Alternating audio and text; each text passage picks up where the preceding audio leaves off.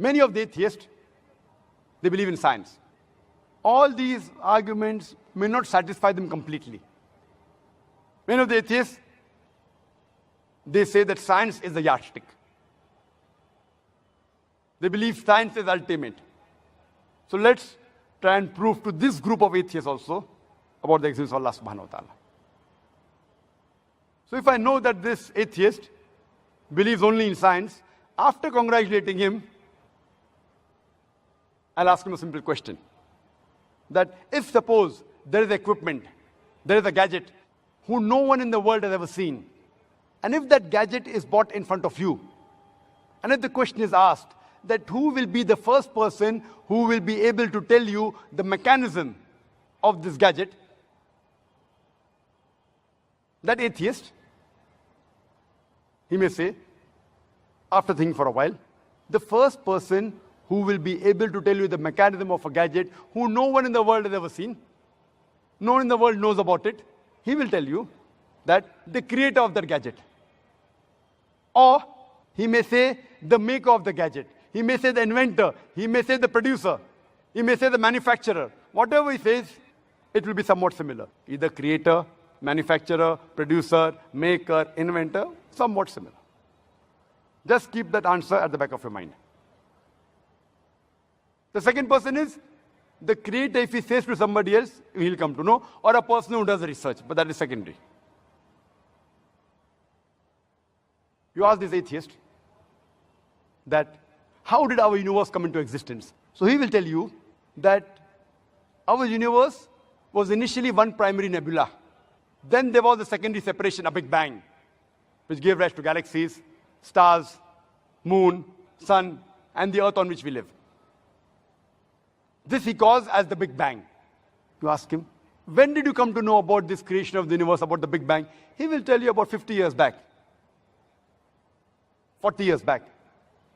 So you tell him, this thing what you're mentioning about the Big Bang is already mentioned in the Quran 1400 years ago in Surah Anbiya, chapter number 21, verse number 30, where Allah says, Avalam yaral lazina kafaru. Do not the unbelievers see anna samawati wal arda kanat ratkan fasaknahuma, that the heaven and the earth were joined together and we clove them asunder. What you're talking about the Big Bang is already mentioned in the Quran 1400 years ago. Who could have mentioned this in the Quran? So he will tell, maybe it's a fluke. Somebody wrote it. No problem. Don't argue with him. Ask him the next question. What is the shape of the earth? So he will tell you, previously the human beings thought that the world was flat. It was in 1577 when Sir Francis Drake, he sailed around the earth that he proved that the earth was spherical. You tell him that the Quran mentions in Surah Naziyat, chapter number 79, verse number 30, that wal ard ba'da zalika dahaha. We have made the earth egg-shaped. The Arabic word dahaha, one of its meaning is an expanse, and the earth is an expanse.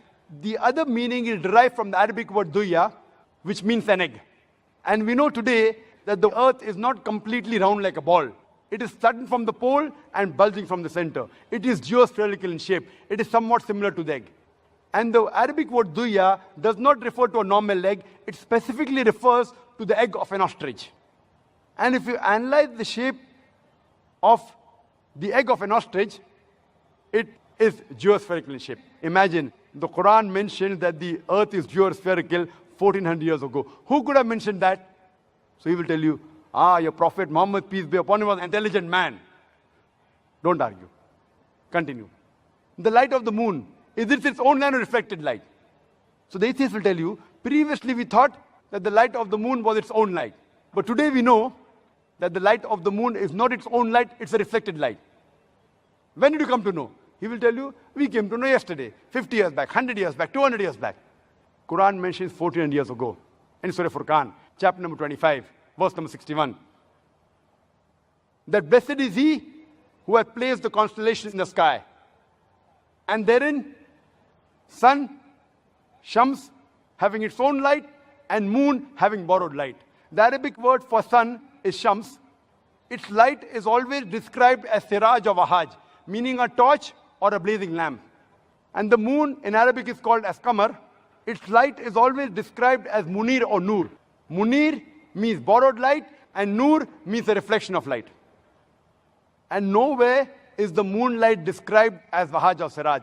It's always described as Noor or Munir. Borrowed light or reflection of light. Who could have mentioned this in the Quran 14 years ago? Now there'll be a pause. Don't wait for the reply. Continue. When I was in school, I had learned that the sun revolved, but it was stationary, it did not rotate about its axis. The Quran says in Surah Anbiya, chapter number 21, verse number 33, Huwa allazi khalaqal layla wan nahara. It is Allah who has created the night and the day. Washamsa wal qamar, the sun and the moon. Kullun fi falaki yasbahun.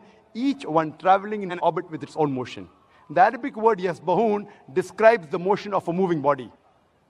And if it's talking about a celestial body, it means that this sun and the moon, besides revolving, it's also rotating about its own axis. And today science tells us that the sun takes approximately 25 days to complete one rotation. Imagine what I read in school. I finished my school in 1982. Sun was stationary. 1400 years before the Quran says the sun rotates. And my science book said the sun was stationary. Today, it has been incorporated that the sun rotates. You ask him, that who could have mentioned this? There'll be a silent pause. Some critics will say it's nothing great that the Quran speaks about astronomy because the Arabs were advanced in the field of astronomy. I do agree, the Arabs were advanced in the field of astronomy, but I'd like to remind them that it was centuries after the Quran was revealed that the Arabs became advanced in the field of astronomy. So it is from the Quran that the Arabs learned about astronomy and not the vice versa. In the subject of hydrology, when you ask the atheist, that you ask him about the water cycle, he will tell you that the water evaporates from the ocean. It forms into clouds. The clouds move into the interior. It falls down as rain, and the water table is replenished. You ask him, when did you come to know this? He will tell you it was in 1580 when Sir Bernard Palissy, he spoke about the water cycle for the first time. 1580. So you tell him, what you came to know in 1580, just hardly a couple of hundred years before, the Quran mentions 1400 years ago. The Quran says, the water evaporates from the ocean, formed into the clouds. The clouds move and join. They move into the interior, and they fall down as rain, and the water table is replenished. The water cycle is spoken in the Quran in great detail in several places. It's mentioned in Surah Zumur, chapter 39, verse number 21. In Surah Rum, chapter number 30, verse number 24. In Surah Hijr, chapter number 15, verse number 22. In Surah Mu'minun, chapter number 23, verse number 18. In Surah Rum, chapter number 30, verse number 48. In Surah Nur, chapter number 24, verse number 43. It's mentioned in Surah Naba, chapter number 78, verse number 12 to 14.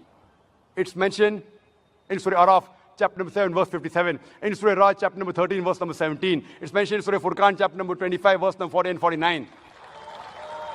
It's mentioned in Surah Yasin, chapter number 36, verse number 34. It's mentioned in Surah Fatir, chapter number 35, verse number 9. It's mentioned in Surah Jasha, chapter number 45, verse number 5. In Surah Qaf, chapter number 50, verse number 9 and 10. It's mentioned in Surah Waqia, chapter number 56, verse number 67 to 70. It's mentioned in Surah Tariq, chapter number 86, verse number 11. I can go on and go on and go on, quoting only the verses in the Quran which speak about the water cycle only. The Quran speaks about the water cycle in great detail. Who could have mentioned this in the Quran 14 years ago? No reply? Don't worry, continue. So when you ask the atheist, who could have mentioned this in the Quran? The only reply he can give you is the same which he gave you earlier. It is the creator. It is the maker. It is the producer. It is the manufacturer. It is the inventor. This creator, this producer, this manufacturer, this maker, this inventor, we Muslims call him as Allah. That's the reason today science is not eliminating God. It is eliminating models of God. La ilaha illallah. I would like to end my talk with the quotation of the Quran from Surah Fussilat, chapter 41, verse number 53, which says, سَنُورِيهِمْ آيَاتِنَا فِي الْآفَاقِ وَفِي أَنفُسِهِمْ حَتَّى يَتَبَيَّنَ لَهُمْ أَنَّهُ الْحَقُّ أَوَلَمْ يَكْفِ بِرَبِّكَ أَنَّهُ عَلَى كُلِّ شَيْءٍ شَهِيدٌ. That soon we shall show them our signs into the furthest reaches of the horizons and into their souls, until it is clear to them that this is the truth.